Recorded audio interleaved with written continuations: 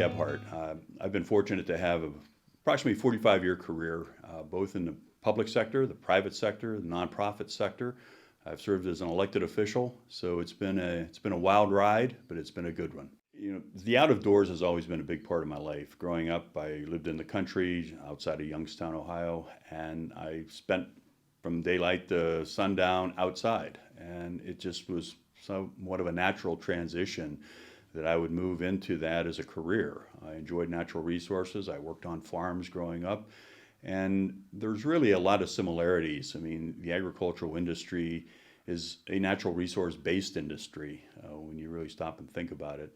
So being able to incorporate into a career things that I truly enjoyed doing was very fortunate. As I look back on the career, a lot of the things that I was involved with are programs that will leave, I think, a lasting legacy for others in the future. I was very fortunate to have worked on the Clean Ohio campaign with Governor Taft and Senator John Glenn.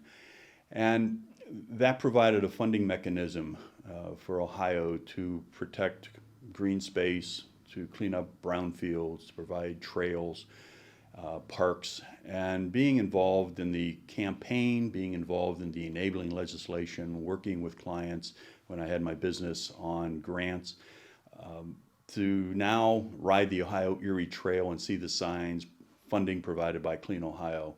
That was a real aha moment. I was very fortunate to have been one of the first staff people hired with the Natural Areas program in Ohio. So we now have a system of state nature preserves across the state that people will be able to enjoy for many, many years to come. Something that, again, I reflect back on. As I was driving around the state of Ohio, I would see Fowler State Nature Preserve, which was one of the first nature preserves I worked on. I laid out the trails, I cut the trails, I wrote the brochure. And now I can go out and I can walk it, and my grandkids can walk it, and hopefully their kids someday will walk it as well. And so having a small part of that is important. And it's also important to realize that I didn't do all that by myself. I was fortunate to have worked with a lot of very passionate people who did have the emotion and the foresight to get some of these programs in place, and I was very fortunate to have been a part of that. I really can't imagine myself having worked in any other area or on any other subjects other than natural resource, agriculture, things out of doors.